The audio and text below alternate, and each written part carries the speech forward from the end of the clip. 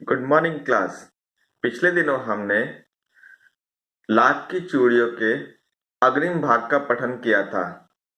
आज उसकी निरंतरता को जारी रखते हुए आगे का पठन करेंगे। मैं हूँ जनार्दन।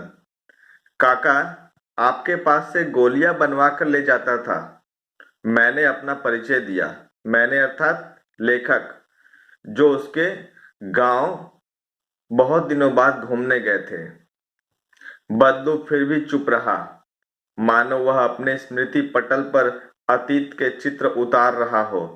अपने स्मृति पटल अर्थात यादों में, अपनी यादों में कुछ अतीत तथा भविष्य का चित्र, भूत का चित्र उतार रहा हो।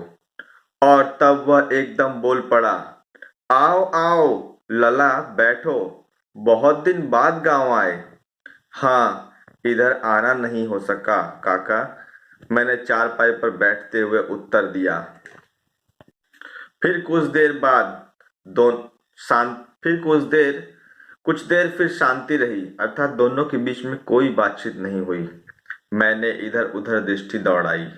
न तो मुझे उसकी मचिया ही नजर आई और न ही भट्टी। मचिया छोटी कुर्सी जिस पर बैठकर वह चूड़ियां बनाता था, और भट्टी जिसमें वह लाख को गलाता था।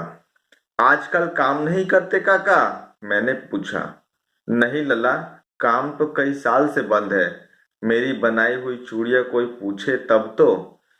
गांव गांव में कांच का प्रचार हो गया है, अर्थात कांच का चूड़ियों का प्रचलन हो गया है। वह कुछ देर चुप रहा, फिर बोला, मशीन युग है ना यह लला। आजकल सब काम मशीन से होता है। खेत भी मशीन से जोते जाते हैं। और फिर जो सुंदरता कांच की चूड़ियों में होती है, लाख में कहाँ संभव है। लेकिन कांच बड़ा खतरनाक होता है, बड़ी जल्दी टूट जाता है। मैंने कहा, नाजुक तो फिर होता ही है लला।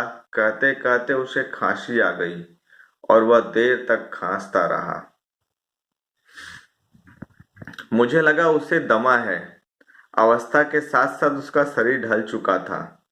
उसके हाथों पर अब और माथे पर नसें उभर आई थी। जाने कैसे उसने मेरी शंका भांप ली। शंका अर्थात मैं जो सोच रहा था वह उसे भांप लिया, उसने अंदाजा उसका लगा लिया। दमा नहीं है मुझे, फसली खांसी है, अर्थात यूं ही खांसी है। यही महीने 2 महीने से आ रही है। 10-15 दिन में ठीक हो जाएगी। मैं चुप रहा। मुझे लगा उसके अंदर कोई बहुत बड़ी व्यथा छिपी है, अर्थात दुख छिपा है। मैं देर तक सोचता रहा कि इस मशीन युग में कितने हाथ काट दिए। हाथ काट दिए एक मुहावरा, अर्थात कितने लोगों को बेरोजगार कर दिया। कुछ देर फिर शांति रही, जो मुझे अच्छी नहीं लगी। आम की फसल अब कैसी है लला? अब कैसी है काका? कुछ देर पश्चात मैंने बात का विषय बदलते हुए पूछा। अच्छी है लला, बहुत अच्छी है, उसने लहक कर उत्तर दिया और अंदर अपनी बेटी को आवाज दी। अरे लज्जो, लला के लिए आम तो ले आ। फिर मेरी ओर मुखातिब होकर बोला, माफ करना लला, तुम्हें आम खिलाना भूल गया था। नहीं नहीं काका, आम तो इस साल बहुत खाए हैं। वाह वाह, बिना आम खिलाए कैसे जाने दूंगा तुमको।